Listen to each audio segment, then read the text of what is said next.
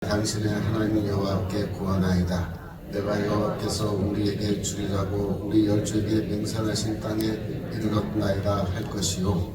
여기 말을 하라는 거야. 이제 내가 드디어 하나님께서 약속하신 그 땅에 들어왔습니다 라고 하면 그 다음에 4절에 제사장이 어떻게 해요? 제사장은 시작, 내 손에서 그 광주를 취하여다가 내 하나님 여호와의 단 앞에 놓을 것이래. 6절, 너는 또 내 하나님 여호와 앞에 아뢰기를, 내 조상은 유리하는 아람 사람으로서 소수의 사람들을 거리고 애굽에 내려가서 거기 우거하여 필경은 거기서 크고 강하고 번성한 민족이 되었더니시다. 그래서 이 얘기를 쭉 이제 하라는 거예요. 그 말을 외워서 하라는 거예요. 그리고 제사장이 이제 그 광주리나 수레에서 제물을 받으면은 그거를 이제 하나님 앞에 드리는데, 여기는 지금 얘기 안 나오지만 나중에 나오는데 하나님 앞에서 흔들어서 그 제물을 흔들어서 바친다 이렇게 되어 있어요. 그래서 이거를 흔들어서 바치는 제물을 요제라 그래요. 요제. 흔들어서 바친다. 두 번째는, 그러면 초실절 날짜는 어떻게 되느냐. 날짜, 그걸 우리가 좀 봐야 돼요. 날짜. 레위기 23장 4절 제가 읽겠습니다. 기한에 미쳐 너희가 공포하여 송해로 삼을 여호와의 절기는 이러하니라.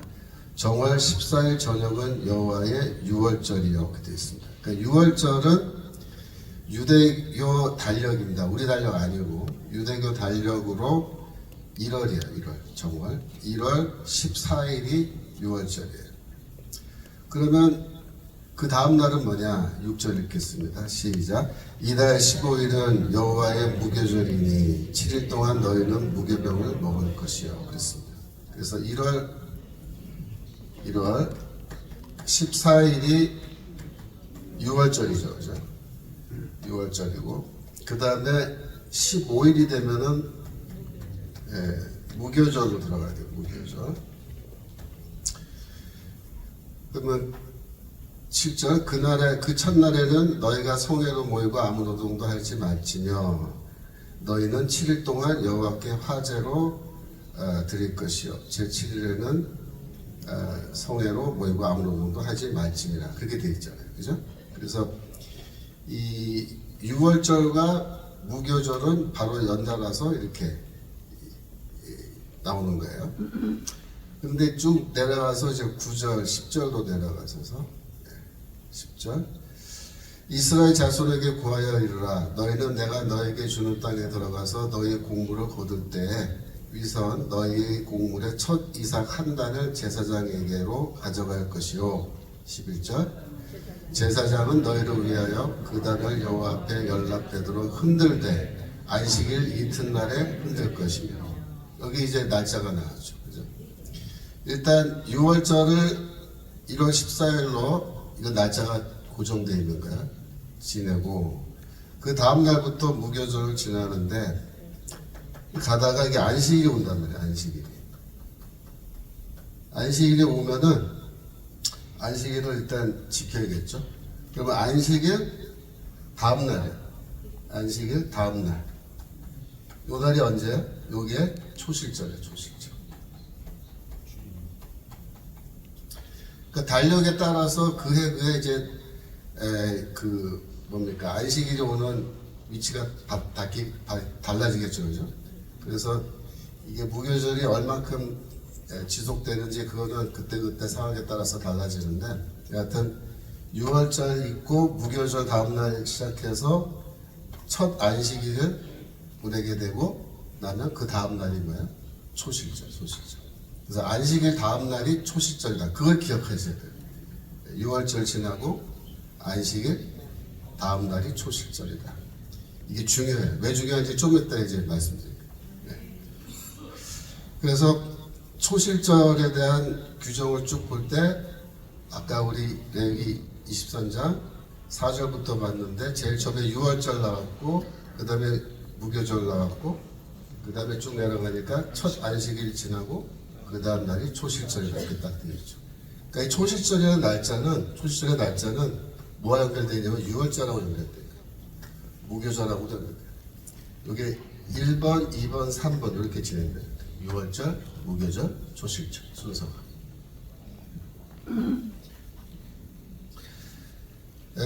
세 번째, 그러면 초실절의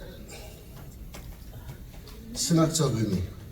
대체 초실절은 신학적으로 어떤 뜻이 있는 거냐, 거기에 대해서 봐야 되겠습니다. 출애굽기 4장 22절.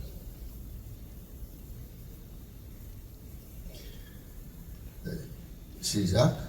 너는 바로에게 이르기를 여호와의 말씀을 이스라엘은 내 아들을 내 장자라. 23절. 내가 내게 이르기를 내 아들을 놓아서 나를 섬기게 하라 하여도 내가 놓기를 거절하니 내가 내 아들 내 장자를 죽이리라 하셨다 하라 하시니라. 잠깐 올라가서 22절 다시 한번 보여주세요.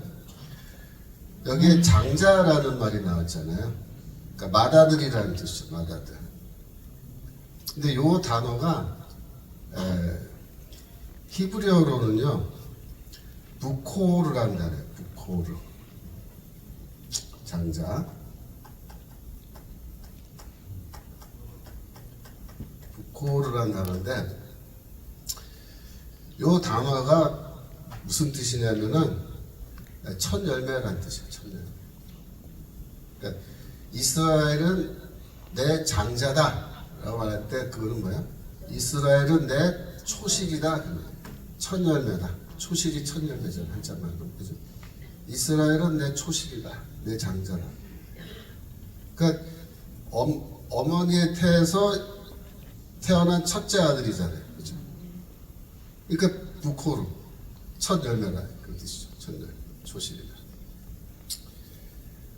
여기서 놀라운 건 뭐냐면 우리가 초실절 하면은 그 대상이 농사 지은 것, 곡식, 혹은 과수원에서 딴 첫 과실, 그죠? 그 다음에 동물이 낳은 첫 새끼, 맞배. 거기에만 적용된다고 생각했잖아요, 초실절이. 근데 놀랍게도 여기 뭐라 했냐면 사람도 초실이 있다, 그러면 사람도 초실이 있다. 네. 사람 초실을 장자, 아들로 하면 장자라고 하면 장자. 그런데 23절 다시 보여주시면 출애굽 때 이제 유월절 사건인데 하나님이 뭐라고 하셨냐면은 야 바로야 너 내 장자를 보내서 나를 예배하게 해 그렇게 했는데 말을 안 들었잖아요. 바로가. 그러니까 어떻게 했어요?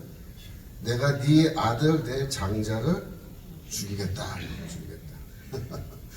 그래서 너의 초실을 내가 죽인다.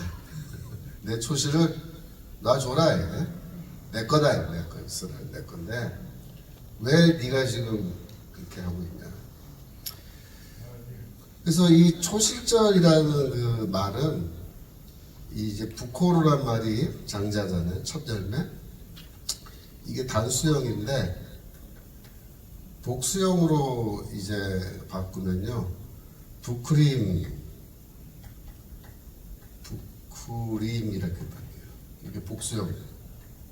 그러니까 초실절들 혹은 장자들, 첫 열매들 아마 이제 부크림 그러는데 이 부크림이라는 단어를 유대인들은 초실절이라는 뜻으로 써요. 야 이제 부크림 됐다. 초실절이 왔다. 우리 부크림을 지키자. 그때 그 뜻은 뭐야? 첫 열매들이란 뜻. 첫 열매들. 첫 열매들. 그래서 사람을 향해서 하나님이 이거는 내 장자야 혹은 내 초실이야 라고 할 때 그 뜻은 무슨 뜻이냐면은 이건 내 거야. 그렇습니다. 이건 내 거야. 소유권이 누구에게 있느냐? 하나님께 있다. 그 얘기예요. 이스라엘은 내 장자라 내 초실이라는 말은 이스라엘은 나에게 소유권이 있고 그리고 이 부크림은 항상 뭐예요? 초실은 하나님께 바쳐진단 말이에요. 제물로. 이스라엘은 내 장자라고 했을 때 이스라엘은 어떻게 됐다는 거예요? 실제로 나에게 이미 제물로 바쳐진 상태라는 거예요. 그런 뜻입니다. 이스라엘은 내 장자다. 너는 내 건데 나에게 이미 너는 제물로 바쳐진 상태야. 그런 뜻입니다. 그러니까 제물로 이미 바쳐졌다는 것은 이미 하나님의 것이 되고 하나님을 위한 삶으로 나가는 거죠. 우리 목회자들이 이제 목사 안수 받잖아요. 목사 안수 받을 때 왜 이렇게 손을 얹어서 안수하죠? 또 여러분들이 교회에서 장로 장립을 할 때 안수례를 해서 장로는 안수식을 해서 장로로 세우고 안수집사도 안수해서 세우고 요즘에 이제 권사님들도 안수집사에 해당한다 그래서 어떤 교회에서는 권사도 이제 세울 때 안수례를 하고 세우는 이런 안수식을 하잖아요. 안수식은 원래 어디서 온 거예요? 재물에게 제사장이 안수하고 재물로 바쳐버린다. 그러니까 안수할 때 이거 뭐야? 이거 내 머리에 술을 얹은 거야? 예? 무슨 뜻이야? 너는 재물로 이미 하나님께 이제 바쳐졌다. 바쳐졌다. 너는 이제 너는 네게 아니야. 너는 하나님 거고 너 소유권이 하나님께로 갖고 이제부터 남은 인생은 뭐다?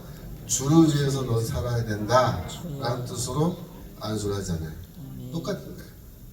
내 장자 이스라엘 내 장자 내 부크림이다 내 초실이다. 너는 내게 이미 바쳐졌어. 너는 내 거야. 너는 내가 원하는 대로 살아야 돼. 내가 인도하는 대로 너는 가야 돼. 그 얘기하는 거죠. 예레미야서 2장 3절입니다. 예레미야서 2장 3절. 여기도 보시면 시작. 그때 이스라엘은 나 여호와의 성물 곧 나의 소산 중 첫 열매가 되었나니 그를 삼키는 자는 다 벌을 받아 재앙을 만났으리라. 여호와의 말입니다. 이스라엘은 원래 뭐예요? 나의 소산 중에 첫 열매다. 내 부크림이다. 부크림. 내 초실이다. 이렇게 말씀하십니다.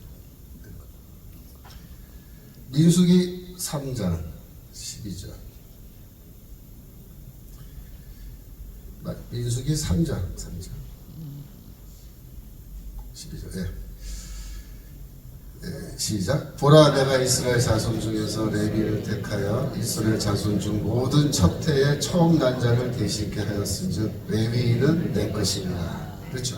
이번에는 이스라엘 민족 중에 레위 지파를 향해서 이 말씀하신 거예요. 이 레위인은 왜 내 거냐? 이 첫째 아들을 대신하게 했다. 첫째 아들을 대신하게 했다. 레위인들은 뭐야? 거기서 이제 제사장도 나오고 성전에서 하나님을 섬기는 일을 하는 사람들인데 이 사람들은 내 첫 열매로 내가 간주한다. 그런 뜻입니다. 13절 보시면 시작. 처음 난 자는 다 내 것이면 내가 애굽 땅에서 그 처음 난 자를 다 죽이던 날에 이스라엘의 처음 난 자는 사람이나 짐승을 다 거룩히 구별하였으니 그들은 내 것이 될 것입니다. 나는 여호와니라. 그래서 6월절 날 죽음의 천사가 그 집집마다 다니면서 장자를 다 죽이는데 인간이고 짐승과 없이 장자를 다 때려 죽이는 거예요. 그런데 문설주에 또 이쪽에 양의 피를 이렇게 발라놓은 그런 집이 있으면은 죽음이 어떻게 됐어요? 지나갔다 넘어갔다. 그래서 패스오버 6월절 월 넘어갈 월 그죠? 넘어갔다. 죽음이 넘어갔다. 그래서 이 하나님께 속한 장자들은 살아있어요. 안 죽었어요. 살아있지만 어떻게 되는 거예요? 하나님 거다. 그래서 이 레위인도 하나님 거고 이스라엘도 내 거고 그죠? 하나님 소유권을 이제 주장하시는 거예요. 자 이제부터 이제 중요한 4번. 4번 뭐냐면 예수의 부활과 초실절의 관계. 예수의 부활과 초실절.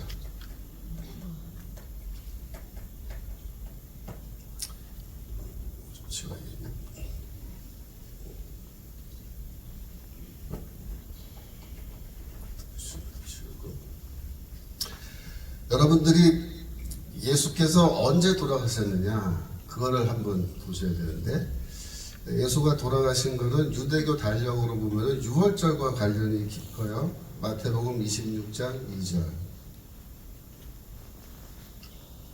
시작.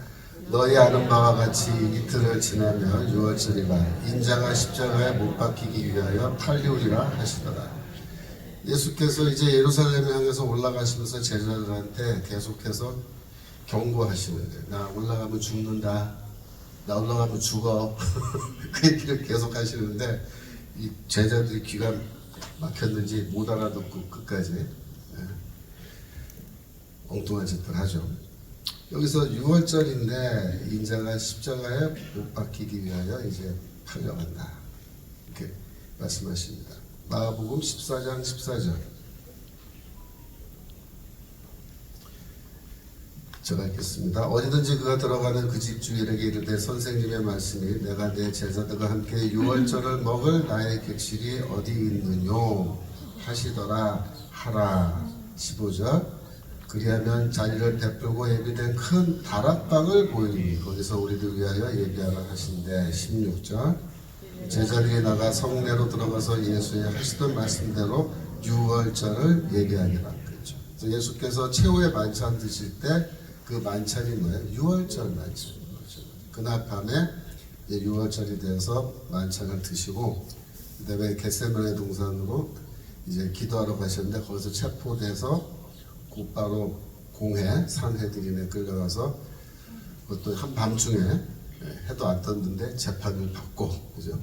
그다음에 곧바로 이제 빌라도에게 넘겨져서 뭐 재판 같지 않은 재판 받고 그다음에 곧바로 처형돼서 돌아가시는데 그게 바로 유월절이죠. 그래서 이 예수께서 돌아가신 날이 유월절이에요. 십자가 죽음. 묘하게도 예수의 죽음은 유월절에 딱 시간이 이렇게 맞춰져 있어요. 우연히 이렇게 된 걸까요? 우연히? 하나님의 계획에 우연은 없고 모든 게 다 필연. 이번 선거도 우리가 참 마음속으로는 참 답답하지만 그게 다 필연. 하나님이 그렇게 해주십니다. 그래서 예수께서 돌아가신 것은 유월절날 돌아가셨는데 우리는 이제 그거를 교회에서는 성금요일 이렇게 하죠. 성금요일. 성금요일 예배. 주께서 돌아가셨다. 근데 그게 유대교 달력은 뭐예요? 유월절. 그래서 유월절 끝나고 나서 예수가 장사됐단 말이에요. 그죠?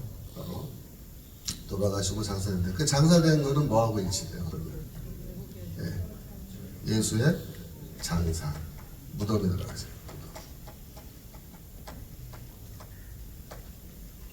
무교절은 예수의 죽음과 장사와 딱 일치가 되어 있다. 그러면 예수께서 부활하신 건 언제예요? 부활하신 건 그걸 한번 볼까요?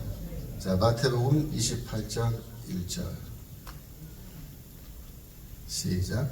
안식일이 다하여가고 안식 후 첫날이 되려는 이명에 막달라 마리아와 다른 마리아가 무덤을 보려고 왔더니 예수께서 부활하신 건 뭐야? 안식일 다음 날, 첫날. 언제? 초실절이네. 그래서 초실절에는 뭐야? 부활. 이렇게 되어 있는 거예요. 이 기가 막히게 되어 있는 거죠. 그 정광훈 목사님께서 7대 명절을 이제 쭉 설명하시는데 7대 명절의 진짜 하이라이트입니다. 하이라이트. 6월절은 예수의 십자가 죽음, 무교절은 예수께서 장사되신 것, 그 다음에 초실절은 뭐야? 예수의 부활하고 이게 날짜가 딱 이렇게 맞게.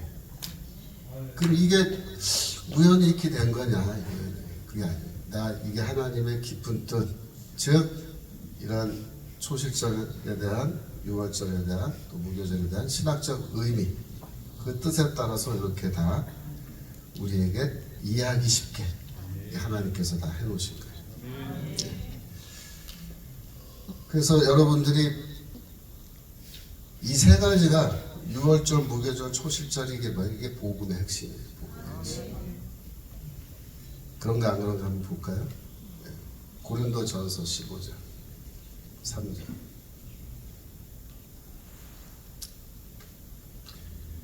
시작. 내가 받은 것을 먼저 너에게 전하였노니 이는 성경대로 그리스도께서 우리 죄를 위하여 죽으시고 4절 장사시는 바 되었다가 성경대로 사흘 만에 다시 살아나사. 아멘. 자 보세요. 여기 고린도전서 15장 3절 4절을 우리가 원복음이라 그래요. 원복음. 영어로 오리지널 가스펠. 왜냐하면 바울이 이렇게 말해요. 3절 다시 보여주세요. 내가 받은 것을 너에게 전했다. 이렇게 말해요. 내가 받은 것. 누구한테 받았겠어요? 초대교회 사도들로부터 받은 거예요. 이 초대교회 사도들로 받은 이 메시지를 내가 너에게 전달해 줬다. 이렇게 말하는 거예요. 그러면 이 초대교회 사도들의 메시지는 사실 바울이 다메섹 개종을 하기 이전에 이미 존재하던 예루살렘 교회에 아주 초기부터 존재하던 그런 신앙 고백인 것이고, 그 신앙 고백은 어떻게 됐냐면 세 가지로 되어 있어요. 다시 한번 보여주세요. 3절. 성경대로 그리스도께서 너희 죄를 위하여 죽으시고, 그죠? 1번은 뭐예요? 죽음이죠. 네. 왜? 6월절이네 그러면. 두 번째, 그 다음 절. 장사 지낸 바 되었다가. 장사. 그럼 뭐야? 무교절이네. 그죠? 세 번째, 네, 성경대로 사흘 만에 다시 살아나사. 부활이네. 부활. 네, 부활이네. 그럼 뭐예요? 초실절이죠. 초실절. 이게 원복음. 원복음의 세 가지 포인트인데, 여기서 중간에 있는 장사되었다를 생략해버리면 뭐 만나나요? 십자가 죽음과 부활만 남잖아요. 이게 뭐냐? 이게 복음의 핵심이라는 거예요. 복음의 핵심 뭐예요? 예수가 우리의 죄를 위하여 십자가에서 죽으셨고 부활하셨다. 끝. 아멘. 이게 진짜 복음. 이게 사도들이 처음부터 전하던 복음이고 바울이 전하던 복음이에요. 근데 이 십자가 복음을 지금은 전부 다 그냥 쓰레기통 갖다 버리고 엉뚱한 말도 되지 않는 엉터리 복음들을 지금 전하는 그런 교회들이 얼마나 많은지 몰라요. 무슨 별하고 희한한 복음이 다 있어요, 여러분. 예를 들어서 뭐 쉽게 말하면 더 좋은 세상 만들지 않거나 사회 개혁하자. 예수는 사회 개혁가였다. 그러면서 그걸 복음이라고 외치고 있다. 거기에 십자가 죽음과 부활이 있어요, 없어요? 없어요. 거기에 유월절, 무교절, 초실절이 있어요? 없어요. 없어요. 한심한 거예요. 한심한. 제가 정광 목사님의 이제 설교를 제가 쭉 듣고 또 우리 신학자 토크에서 우리가 정 목사님 설교를 놓고 우리 네 분의 신학자들 저까지 포함해서 이렇게 토론도 하고 막 그러잖아요. 신학자 토크 보세요? 근데 제가 그걸 쭉 하면서 느끼는 건 뭐냐면 전 목사님이 다른 목회자들과 비교했을 때 정말 탁월하게 다른 점이 있어요.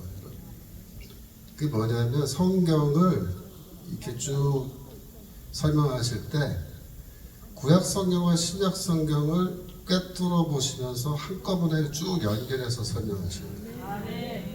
근데 이게 굉장히 힘든 겁니다. 왜냐하면 제 직업이 뭐예요? 제가 성경학자잖아요. 말 그대로. 제가 바울신학자지만 제가 바울신학을 연구할 때 제가 바울서신만 연구하는 게 아니고 저는 어떻게 연구하냐면 바울서신을 제대로 연구하려면 구약을 제대로 알아야 된다. 이런 신념을 갖고 제가 성경 연구하거든요. 그러니까 제가 학교에서도 학생들 가르칠 때 뭐 갈라디아서, 로마서 이런 거 가르칠 때 갈라디아서 그것만 읽고 가르치는 게 아니라 창세기부터 계시록까지 성경 구절 계속 왔다 갔다 하면서 이제 학생들한테 성경 다 설명해 주거든요. 그러면 학생들이 무릎을 탁 쳐요. 아, 이렇게 되어 있는 거였구나. 성경이. 네? 여러분, 복음이란 게 신약 성경에만 있고 구약 성경에는 복음이 없다라고 생각하시면 그건 큰 오해예요. 성경 모르시는 분들은 그렇게 생각해요. 복음은 신약에 있다. 구약에는 복음은 없다. 그래요? 아니에요. 제가 연구해 보니까 복음이 구약 성경에 이미 다 나와 있어요. 쉽게 말하면 바울이 말하는 모든 거는 다 구약에 있는 거예요. 바울이 구약에 없는 거를 자기가 막 이렇게 뭐 창조적으로 뭘 만들어내가지고 이렇게 얘기한 게 아니에요. 바울은 구약에 있는 거를 쭉 정리해서 얘기한 거예요. 뭐 로마서도 갈라디아서 다 그래요, 다 그래. 자, 연구해 보니까. 그래서 복음은 구약에도 있고 신약에도 있는데, 그래서 신구약 성경이 우리의 하나님의 말씀 경전인 거예요. 그 같이 읽어야 된다, 같이 읽어야 돼. 같이 읽는데 어떻게 읽어야 되냐면, 신약의 빛 아래서 구약을 이렇게 비추어서 이해를 해야 되는 거예요. 근데 그게 힘들어요. 쉽지 않다고요. 그걸 전문적으로 하는 과목을 우리가 뭐라 하냐면 성경신학이라고 해요. 성경신학.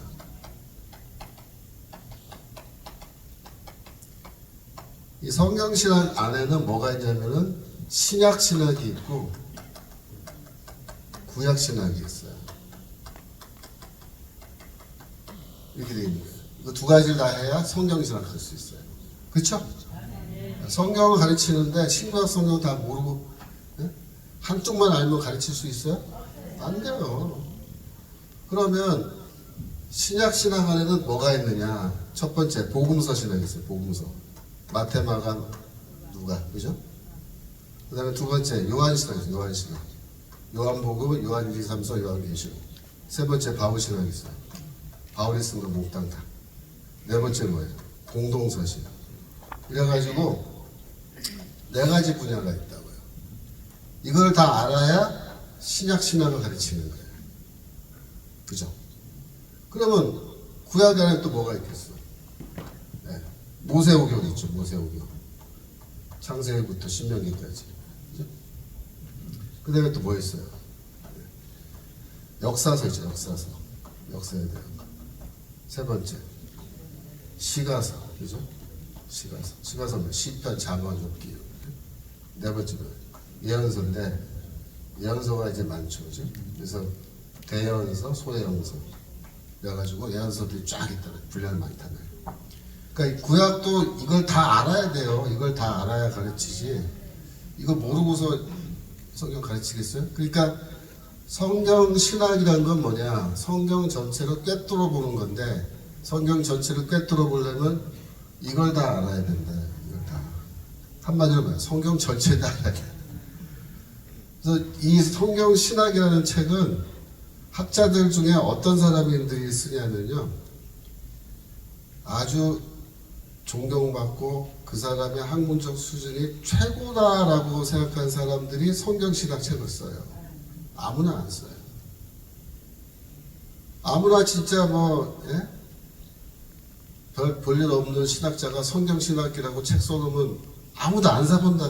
쉽게 말하면 그 권위를 인정하지 않기 때문에. 그래서 이거는 성경을 정말 바삭하게 아는 그런 사람들이 성경 신학 책을 언제 쓰냐면 그것도 은퇴하기 직전에 써요. 젊었을 때는 못 써요. 젊었을 때. 그렇잖아요? 자기가 쫙 커리어를 쌓아서 이제 사람들이 나를 다 인정하고 내 성경에 대한 지식과 이런 걸 다 인정하는 그런 수준에 도달했을 때 은퇴하기 직전에 이 책 쓰고, 그런데 이걸 쓸 수 있는 사람은 전체 성경학자 중에 몇 명 안 된다는 거예요. 이게 어려운 거예요. 그래서 이렇게 성경신학이. 근데 이거를 할 줄 알면, 성경신학을 이걸 할 줄 알면 설교할 때 어떤 한 구절에 얽매이지 않고 성경을 꿰뚫어 보면서 신구약 성경을 다 연결해서 붙이는 거예요. 그래서 쫙 설교하는 거예요. 이렇게 설교하는 게 굉장히 어렵단 말이에요. 근데 묘한 거는 정관 목사님이 설교가 다 이렇게 돼 있어요. 특이한 거예요, 특이한 거예요. 그래서 우리가 그래서 그거를 놓고 이제 토론할 수 있는 그 충분한 그런 소재가 되고, 그래서 우리가 재밌게 토론하고 그러는데, 자 보세요. 초실절. 초실절. 이 초실절이라고 하는 걸 우리가 처음에 보면 구약 성경에 그냥 첫 곡식 바쳐라 그렇게 돼 있잖아요. 그게 뭐 신학에 뭐하고 연결이 되냐? 아무 연결도 안 될 것 같잖아요. 그죠? 처음 읽어보면. 근데 근데 그게 아니고 뭐가 연결됐어요? 복음의 핵심. 네, 복음의 핵심. 특별히 부활. 부활. 유월절, 무교절, 초실절. 이게 복음의 핵심이죠. 그러니까 이 구약 성경의 어떠한 내용이건 그거를 쭉 줄기를 잡아서 신약 성경과 연결하는데 항상 어떻게 해야 되면 복음의 핵심과 연결해서 설명하신다.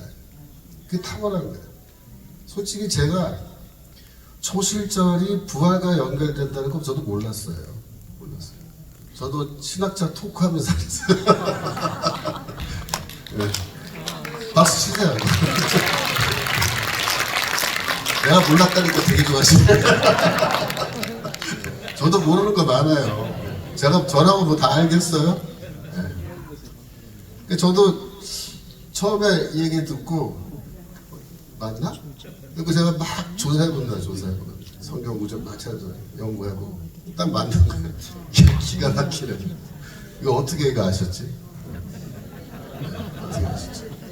제가 옛날에 정광 목사님 처음 만났을 때 얘기인데 지금부터 뭐 거의 7년 전, 8년 전쯤 됐는데 제가 한 번은 여쭤봤어요. 조 목사님은 어디서 성경 따로 배우셨어요? 안 배웠대. 그래서 이상하게 속으로 배운 것 같은데. 그래서 내가 그 다음 뭐라 했냐면 그러면 성경 연구한 책을 많이 보셨군요. 잘 책 안 보는데요. 그래서 어떻게 그러면 아시라 했더니 성령님이 다 가르쳐줘요. 제가 그때는 안 믿었어요. 아이, 나한테 얘기 안 해주려고 하시고 성령 얘기하면서 넘어가려고 그러구나. 근데 시간이 지나면서 가만히 보니까 정말로 그 책 안 보신 거 맞는 것 같고 따로 배우시는 것 같지도 않고. 예. 근데 이제 성령님이 다 알려줬다 이렇게 얘기하시는데, 근데 저도 사실 그런 경우 좀 있거든요. 저도 성경을 연구하다 보면 어느 순간에 가서는 성령님이 이렇게 알려주시는 게 있어요. 네, 순간적으로. 그때는 불이 번쩍해요. 머릿속에서 불이 번쩍하는데 뭐 나중에 또 기회가 되면 자세하게 말씀드릴 수 있지만 뭐 얘가 여러 가지가 있는데, 제가 한 번은 미국에서 공부할 때, 유학할 때인데 그때 어떻게 하다 보니까 제가 목회를 하게 돼가지고 잠깐 한 3, 4년 정도 목회를 했는데 새벽 기도를 했어요. 새벽 기도 인도를 하고, 항상 이제 미국에서는 아침을 이제 먹어야 되니까 그 동네 패스트푸드샵 햄버거 이거 파는 데 있잖아요. 그런 데 가면 아침 메뉴 있잖아요. 그런 데 가서 이제 앉아서 아침 메뉴를 시켜가지고 커피랑 이제 뭘 하나 시켜서 의자에 앉아서 그걸 먹으면서 성경을 이제 펴서 읽는단 말이에요. 그날은 이제 예레미야서 1장을 이제 읽게 됐어요. 예레미야서 1장. 예레미야서 1장 10절 찾아봐 주세요. 예레미야서 1장 10절. 근데 밥 먹다가 머리에서 빛이 번쩍했다. 번쩍. 이 구절인데, 보라 내가 오늘날 너를 열방 만국 위에 세우고 너를 뽑으며 파괴하며 파멸하며 넘어뜨리며 건설하며 심게 한다. 이게 되죠. 별거 아닌 것 같잖아요. 이게 뭐냐면 예레미야의 소명 사건인데, 하나님이 예레미야를 선지자로 부르시고 소명을 주시는데, 이게 뭐냐면 네가 가서 해야 할 일이야. 선지자로서 앞으로 네가 해야 할 일을 6개의 동사로 돼 있어요. 보세요. 세우다, 뽑다, 그게 있죠. 그 다음에 파괴하다인데, 그 다음에 파멸하며 넘어뜨리며가 이게 동의어예요. 그러면 합쳐버릴 수 있어요. 파괴하다. 그러니까 세우다, 뽑다, 파괴하다, 그 다음 마지막에 심다. 이게 있잖아요.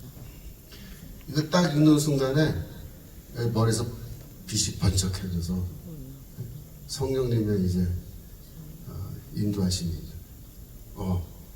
이 순간에 0.1초인데 그 순간에 머릿속에 이 성경 구절이 쫙 지나가요.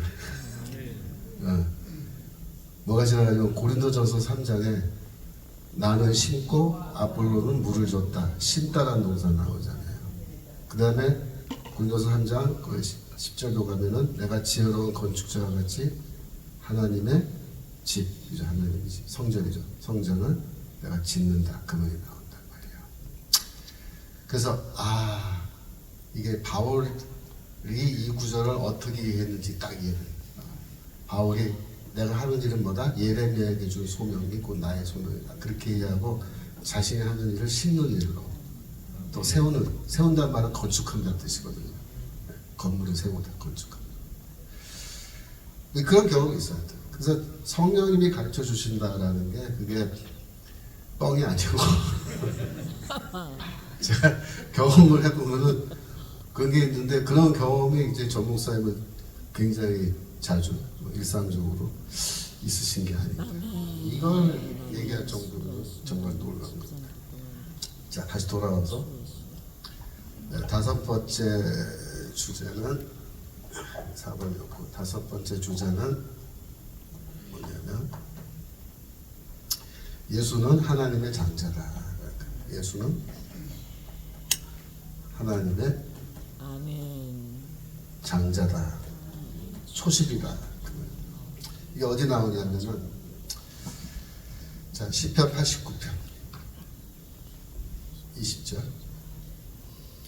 시편 89편 20절 이 시편 89편이 중요한 시편이에요. 시편이 150개가 있는데 그 중에 다 좋고 중요하지만 더 중요한 게 있어요. 89편은 그 더 중요한 시편이에요. 왜냐하면 이게 메시아에 관한 시편이기 때문에 20절에 내가 내 종 다윗을 찾아 나의 거룩한 기름으로 부었다 이렇게 되죠. 기름으로 부었다란 말이 뭐예요? 왕으로 세웠다는 뜻이에요. 그래서 메시아는 기름 부음을 받은 자라는 뜻이에요. 이스라엘. 여기에서 이 말씀은 과거에 있었던 일, 즉 과거에 사무엘 선지자가 다윗을 그 집에 찾아가서 그에게 머리에 기름 부어서 그를 이스라엘 왕으로 세운 사건을 가리키는 것으로 그렇게 볼 수도 있지만 유대교에서는 유대인들은 또 이 랍비들은 이 89장 20절부터 밑에 있는 말씀들을 미래에 올 메시아에 관한 말씀으로 그렇게 이해를 한 겁니다. 26절로 내려가 주시면 저가 내게 부르기를 주는 나의 아버지요 나의 하나님이요 나의 구원의 바위시라 하리로다. 그 중요한 게 나의 아버지라는 말이 중요해요. 나의 아버지. 하나님은 메시아는 다윗의 후손 메시아는 하나님을 나의 아버지라고 부른다. 그러면 메시아는 하나님의 뭐예요? 아들인 거예요. 하나님의 아들. 그게 가는 거예요. 왜 메시아는 하나님의 아들이냐면 하나님을 아버지라고 부르기 때문에. 물론 이 구절은 사무엘하 7장에 나오는 나단의 신탁이라고 그러는데 12절에서 16절까지 나오는 그 나단의 신탁과도 관련이 있어요. 이 구절은 왜? 그때 뭐라 그랬어요? 나는 그의 아버지가 되고 그는 나의 아들이 될 것이며. 찾아봐 주실래요? 사무엘하 7장 14절. 네. 나는 그의 아비가 되고 그는 내 아들이 되리니 되죠. 여기 이제 다윗의 후손에 대한 얘기거든요. 물론 솔로몬에 대한 후손도 우리가 있기도 하지만 사실은 솔로몬에 관한 것이기도 하고 미래에 올 메시아에 대한 것이기도 하다. 이렇게 이해하거든요. 그래서 유대교에서도 이 사무엘하 7장 12에서 16절을 메시아에 대한 이야기로 그렇게 읽어요. 다시 돌아와서 시편 89편 27절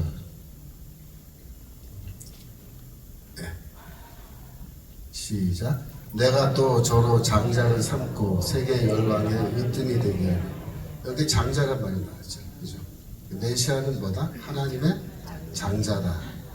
메시아 하나님의 장자다. 50절로 좀 데려가 주세요. 50절. 여기 보시면은 주는 주의 종들의 받은 해방을 기억하소서. 유력한 모든 민족의 해방이 내 품에 있사오니. 51절. 여호와여 이 해방은 주의 원수가 주의 기름 부음 받은 자의 행동을 해방한 것이로다. 그래서 마지막 부분에 또 기름 부음 받은 자 메시아죠. 그죠? 근데 요 구절은 이제 제일 마지막 부분인데 요 부분에 대해서 유대인들이 쓴 글들이 있어요. 뭐냐면 탈굼이라는 글인데 탈굼. 탈굼은 뭐냐면 구약 성경은 히브리어로 되어 있잖아요. 근데 그 당시에 유대인들은 히브리어를 다 잊어버렸어요. 근데 그 시대 일상 언어는 아람어야. 아람어는 시리아어입니다.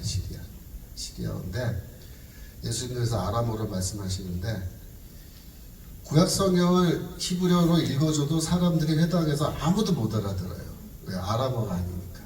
그래서 랍비들이 히브리어로 성경을 읽어주고 그 다음에 그걸 아람어로 번역해서 다시 통역을 해줘야 알아듣는 거예요. 그걸 이제 번역을 할 때 랍비들은 문자적으로 번역 안 하고 의역을 하고 어떤 경우에는 단어를 바꿔쳐요. 다른 단어로 더 이해하기 쉽게. 그래서 거기에 탈구면은 유대교 랍비들의 성경 해석이 포함되어 있는데 파워포인트 준비됐죠? 파워포인트 보여주시면 밑으로 더 내려가셔서 더 내려가도 돼. 좀 더 내려가고 더 내려가고 스톱. 요게 이제 시편 탈구인데 영어로 돼 있어 죄송합니다. 한국말로 제가 번역을 하지 못해서 바빠가지고. 뭐라고 되어 있냐면은 밑에 빨간 줄 친 거 보이세요? 뭐라고 되어 있어요? 이거 메시아, 머사야 되어 있죠. 무슨 말이냐면 O Lord 주여, Would they have scoffed at the delay of the footsteps of your Messiah? 당신의 메시아의 발걸음이 늦어지는 것을 그들이 비웃고 있나이다. 이게 시편 아까 읽었던 89편 51, 52절을 랍비들이 아람어로 번역했을 때 이렇게 번역하는 거예요. 아예 메시아로 번역하는 거예요. 그래서 기름 부음 받은 자를 메시아로 번역해버렸다. 됐습니다. 꺼도 되고. 무슨 뜻이냐면은 유대교에서는 랍비들이 이 시편 89편을 메시아 시편으로 확실하게 보았다. 그렇게 했을 때 이 장자라는 말이 아까 나왔잖아요. 장자. 그죠? 올라가셔서 27절 다시 보여주세요. 89편 27절. 이 장자. 내가 또 저로 장자를 삼고. 요게 메시아를 가리키는 말인데 잘 보세요. 원래 이스라엘은 나의 장자라 그랬잖아요. 이스라엘이 하나님의 첫 열매고 하나님께 바쳐진 주의 종들인데 이제 이스라엘이 어떻게 했어요? 실패했단 말이에요. 우상숭배. 개판쳤단 말이에요. 개판쳤어. 그래가지고 하나님이 심판했잖아요. 장자지만 심판했단 말이에요. 그러면 그 뒤에 이스라엘이 이제 심판받은 뒤에 새로운 하나님의 장자를 이스라엘을 만드셔야 되잖아요. 근데 그게 누구야 사실은? 그게 바로 교회라는 거예요. 우리 성도들이라는 거예요. 여러분들이라는 거예요. 여러분들이 하나님의 장자라는 거예요. 근데 그 하나님의 장자로 우리를 세우시기 위해서 이 땅에 누굴 보셨냐면 메시아를 보냈는데 그 메시아가 하나님의 장자로서 오신 거예요. 그래서 그 장자 대신 메시아가 쉽게 말하면 십자가에서 죽으시고 장사되시고 부활하시고 그래서 그분을 믿는 우리들을 또 그리스도의 장자 되신 것 똑같이 우리도 장자로 하나님께서 만들어 주신다. 그래서 이 시편 89편의 이 장자라는 표현이 중요한 거예요. 그게 초실적으로 관련돼요. 소실적. 그죠? 만물, 맛배. 그죠? 그리스도가 하나님의 장자가 되셨어요. 그래서 이 땅에 오셔서 이스라엘을 대신하는 새로운 하나님의 백성, 하나님의 새로운 초실, 장자들을 만드셨는데 그게 바로 뭐냐면 새 이스라엘은 교회. 그래서 우리는 예수의 십자가 죽음과 부활을 통해서 이제 하나님의 장자의 지위를 얻게 됐다. 아멘. 맞습니다. 그래서 이제 여섯 번째, 바울은 예수를 뭐라 부른다? 예수를 장자라고 부른다. 성경 구절에 나와요. 자, 어디 가시냐면 로마서 8장 29절. 시작. 하나님이 미리 아신 자들로 또한 그 아들의 형상을 본받게 하기 위하여 미리 정하셨으니 이는 그로 많은 형제 중에서 맏아들이 되게 하려 하시니. 자, 맏아들 나왔죠. 장자는 뭐야? 초실절. 그죠? 예수를 하나님이 장자로 삼으셨다. 그렇게 얘기해요. 장자로 삼으셨다.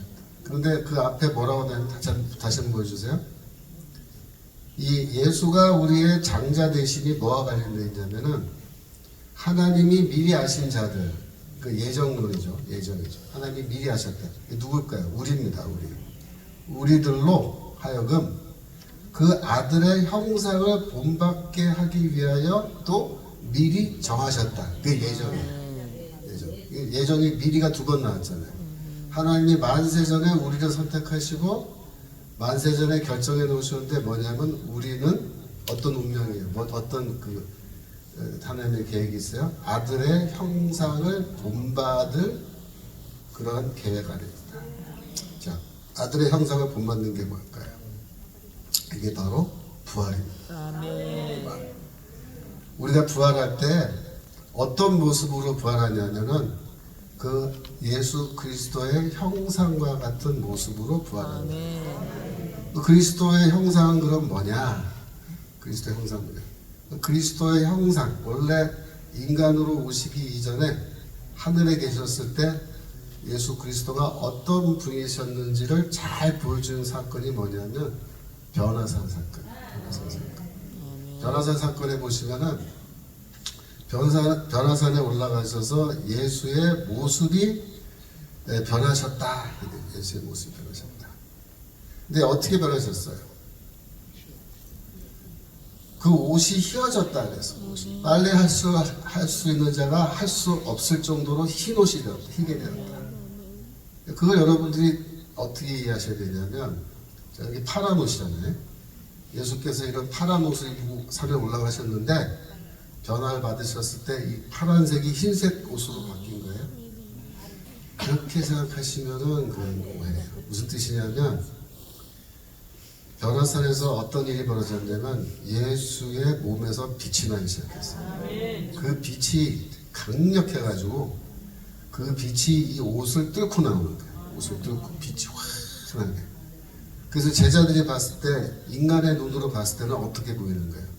이 옷이 흰색으로 보이는 거예요. 왜? 빛의 색깔은 흰색이에요. 흰색. 화가들이 빛을 그림으로 그릴 때 흰색으로 빛을 표시하잖아요. 그죠? 그렇게 됩니다. 그래서 옷이 휘어졌다는 말은 무슨 뜻이냐면 이 몸에서 빛이 나시는데 어떻게 됐냐면 그 얼굴이 해와 같이 빛났다. 얼굴이 해와 같이. 해가 환하게 비추는 것처럼 얼굴에서 빛이 났다는 거예요. 자, 그러면 퀴즈. 요 목 위에만 빛이 났다는 거예요? 요 목 아래로는 빛이 안 나고? 목 위에만 빛났다. 목 아래도 다 빛이 났다. 맞아요. 온몸에서 빛이 나시는 거예요. 온몸에서 빛이 나시는데 그게 뭐냐면 하나님의 영광의 빛이에요. 예수에게는 하나님의 영광의 빛이 있어서 영광의 빛이 확 비치기 시작하는데 그 빛이 옷을 뚫고 나올 정도로 막 눈이 부신 그런 예수의 모습 보는데 그게 뭐예요? 원래 예수의 본 모습이에요. 하나님의 보좌 우편에 계실 때 그런 모습 계신 거예요. 근데 그 모습이 뭐냐면 부활하신 이후에 예수의 모습이에요. 예수의 부활의 모습을 보는 건 뭐냐면 원래 예수의 모습으로 돌아가신 건데 빛나는 영광의 모습으로. 그래서 우리가 뭐라 그래? 영광의 주라고 부르는 거예요. 영광의 주. 영광의 주란 말이 무슨 뜻이에요? 빛나는 주님이란 뜻입니다. 그럼 주의 영광은 뭐예요? 예수에게서부터 퍼져나오는 그 빛을 말하는 거예요. 사도 바울이 다메섹으로 가는데 대낮이었어요. 밤 아니고 대낮이었는데 해가 떠 있습니다. 하늘에. 근데 갑자기 빛이 비추었다 그랬어요. 햇빛보다 더 밝은 빛이 비추는데 하늘에서 바울에게 비치는데 두루 비쳤다. 두루 비쳤다면 동그랗게 비쳤다. 동그랗게. 마치 조명, 연극 공연하러 갈 때 조명이 비치면 동그란 조명이 탁 주인공 비치듯이 이렇게 했다. 자, 그러면 또 퀴즈. 그러면 예수님이 하늘에서 이따만한 대형 조명을 가지고 이렇게 각도를 맞춰가지고 바울을 비쳤다는 거예요? 아니면 예수에게서 나오는 그 빛이, 몸에서 나오는 빛이 바울을 비쳤다는 거예요? 2번이죠. 맞아. 네. 예수님이 무슨 조명 이런 거 다 비친 게 아니라 그 그리스도의 빛, 영광을 본 거예요, 바울이. 그래서 그 순간에 헷가닥한 거예요. 그거 보면 다 헷가닥하게 돼 있어요.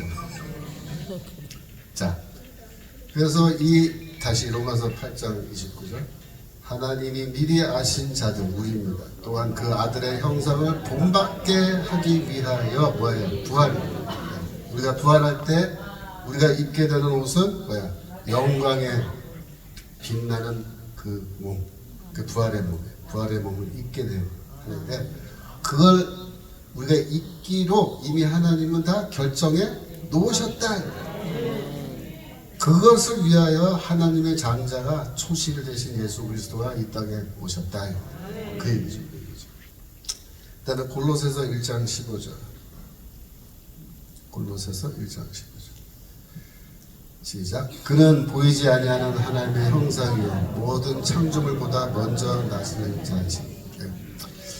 여기서 먼저 나신 자라는 요 말이, 이게 이제 헬라어로는 프로토토코스라는 건데, 그게 뜻이 뭐냐면 장자라는 뜻이에요.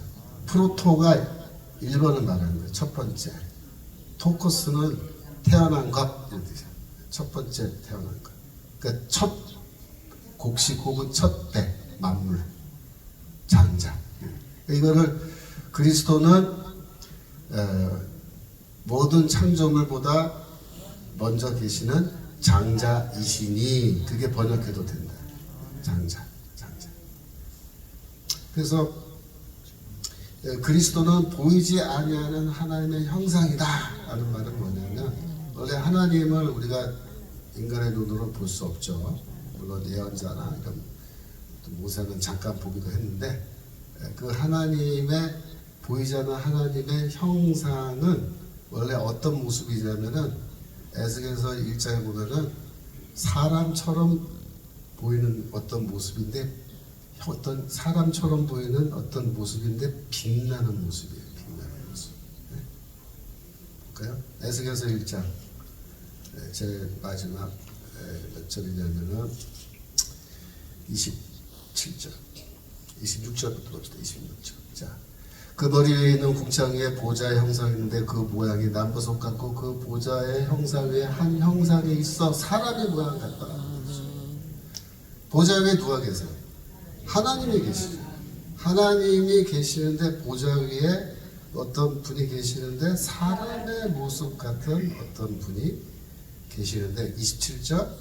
내가 본즉 그 허리 이상의 모양은 단새 같아서 그 속과 주위가 불 같고 그 허리 이하의 모양도 불 같아서 사면으로 광채가 나고, 허리 위도 빛, 허리 아래도 빛이에요. 네. 28절. 그 사면 광채 모양은 비 오는 날 구름에 있는 무지개 같으니, 무지개처럼 영롱한 찬란한 빛을 말해요. 찬란한 빛으로 빛나는 어떤 분이 앉아 계시는데, 얼핏 보니까 그 형상은 사람처럼 보이는 어떤 분이 거기 계시는데, 에스겔이 뭐라 하냐면 이는 여호와의 영광의 형상의 모양이라. 빛나는 형상. 그 형상은 사람의 모습. 그래서 예수가 원래 이렇게 빛나는 그런 사람의 형상처럼 보이는 그런 빛나는 분이신데, 그 빛나는 분이 이 땅에 인간의 모습으로 오셨던 거예요. 네, 그 예수 그리스도, 나사렛에서. 그런데 그분은 원래 모습은 원래 빛나는 거예요. 이렇게. 그죠? 그래서 방금 읽으신 그는 보이지 아니하는 하나님의 형상이요 라는 골로새 1장 15절의 이 모습도 뭐예요?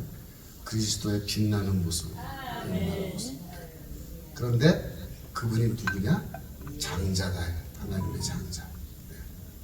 그래서 그 분을 통해서 우리가 이 하나님의 자녀, 특별히 장자가 되는 그런 하나님의 새 이스라엘이 된 거다. 히브리서 1장 5절. 히브리서 1장 5절. 히브리서 1장 5절에도 장자라는 말이에요. 자, 여기부터 읽겠습니다. 시작. 하나님께서 어느 때 천사 중 누구에게 내가 내 아들이라 오늘날 내가 너를 낳았다 하셨으며. 자, 스톱. 너는 내 아들이라 오늘날 내가 너를 낳았다. 요게 어디 나오는 말씀인 줄 알면 여러분들이 신학교 와서 가르칠 수 있어요. 요 말씀이 어디서 나올까? 너는 내 아들이라 오늘날 내가 너를 낳았다. 시편 2편 내가 2편. 시편 2편 몇 절? 6절? 6절이 아니고 7절. 여호와께서 내게 이르시되 너는 내 아들이라 오늘 내가 너를 낳았다. 이게 시편 2편 7절인데 이것도 메시아 시편이에요. 그래서 이 말씀을 히브리서 지금 1장 5절에서 인용한 거예요. 다시 히브리서 1장 5절 돌아가시고, 그 다음에 또다시 나는 그에게 아버지가 되고 그는 내게 아들이 되리라. 이건 어디서 나왔어요? 아까 공부했죠. 사무엘하 7장 14절. 그 다음 말이 중요해요. 6절. 또 마다들을 이끌어 세상에 다시 들어오게 하실 때에, 마다리들, 마다들, 장자, 초실, 그죠? 누굽니까? 예수 그리스도. 예수 그리스도는 하나님의 장자신데, 이 얘기를 할 때 지금 위에 5절에서 사무엘하 7장 14절, 또 시편 2편 7절을 인용하면서 연결시키는데, 이게 다 뭐야? 구약 성경의 메시아에 대한 예언의 말씀을 연결합니다. 그래서 마지막으로 7번. 7번은 뭐냐면, 바울은 자신을 농부로, 그 다음에 성도는 열매로 본다. 어디 나와 있느냐? 고린도전서 3장 6절. 아까 얘기했죠? 예레미야서 1장 10절에 연결되어 있다고. 나는 심었고 아볼로는 물을 주었을 때 오직 하나님은 자라나게 하셨으니. 7절. 그런즉 심는이나 물 주는 이는 아무것도 아니로되 오직 자라나게 하시는 하나님뿐이니라. 8절. 심는 이와 물 주는 이가 일반이나 각각 자기 일한 대로 자기 상을 받으리라. 9절. 우리는 하나님의 동역자들이요 너희는 하나님의 밭이요. 자, 이게 농사 얘기하는 거. 농사. 바울은 제가 농사꾼이라는 거예요. 그러니까 나는 농부로서 씨를 심고, 그죠? 아볼로는 물 주고 하나님은 자라나게 하시는데, 성도들은 뭐냐? 하나님의 밭인데, 그 밭에 나가서 내가 일을 해서 뭘 만들어? 열매를 맺는데, 그 열매가 뭐냐? 고린도전서 16장 15절. 고린도전서 16장 15절. 시작. 형제들아, 스데바나의 집은 곧 아가야의 첫 열매요. 그죠? 여기. 네, 거기까지. 스데바나의 집은 아가야의 첫 열매다. 아가야가 이 고린도가 있는 그 지역을 아가야라고 그래요. 그리스 반도의 남부 지방. 그 로마의 그 당시 행정구역인데, 프라빈스라고 해요. 성도, 성. 그 아가야 성에 바울이 가서 일을 했는데, 농부로서 일을 했는데, 첫 번째 열매가 스데바나 집이라는 거예요. 스데바나 집이 제일 먼저 믿었어요. 그래서 이 스데바나 집은 초실이에요. 초실. 초실. 그러니까 바울이 왜 이렇게 얘기하겠어요? 구약에 있는 초실절이죠. 초실절. 그대로 연결해요. 이 집안은 뭐다? 하나님께 이제 제물로 바쳐진 집이다. 이렇게 얘기해요. 그래서 이 바울은 성도들을 이제 열매라고 봐요. 야고보서 1장 18절, 거기에 한 번 더 나오는데, 야고보서 1장 18절. 시작. 그가 그 조물 중에 우리로 한 첫 열매가 되게 하시려고 자기의 뜻을 쫓아 진리의 말씀으로 우리를 낳으셨느냐. 여기서 그는 하나님이세요. 그는 하나님이 모든 피조물 중에서 우리로 첫 열매가 되게 하시려고, 초실이 되게 하시려고 자기의 뜻과 계획을 따라서 진리의 말씀, 예수 그리스도의 말씀으로, 복음으로 우리를 낳으셨다. 하나님 우리를 낳았는데 우리가 첫 열매, 장자라, 장자, 막배라, 막배. 그래서 우리가 이제부터 뭐야? 하나님의 장자. 이스라엘은 나의 장자라 그랬는데 지금은 교회는 나의 장자라. 그래서 할렐루야, 아멘. 아시겠죠? 자, 이렇게 해서 초실절에 대한 강의는 끝입니다. 네, 제가 사실 이번 투표하는 날 저 말레이시아에 가 있었어요. 제가 중국 신학교 중에 한 곳을 좀 그동안 한 10년 정도 도와주고 있었는데 지금 선교사님들 다 추방당했잖아요. 그래갖고 그 중국에 있는 현지인들하고도 만나서 회의를 못하니까 말레이시아에 나오라 그래갖고 그쪽 이사들하고 같이 만나서 이제 회의하는데 저보러 좀 이번에 와서 그 회의를 좀 참가하고 특강 좀 해달라 그래갖고 제가 거기 갔다 왔는데 하필 그날이 투표날. 그래서 저는 물론 사전 투표하고 갔습니다만은 할 수 없이 가서 이제 밤에 저도 핸드폰으로 개표 결과 어떻게 되나 보는 거예요. 근데 막 보는데 아유 답답하고 참 여러분하고 똑같은 경험 했습니다만 제가 시간 한 5분 정도만 투표 관련해서 얘기 좀 드리면 일단 뭐 지금 결과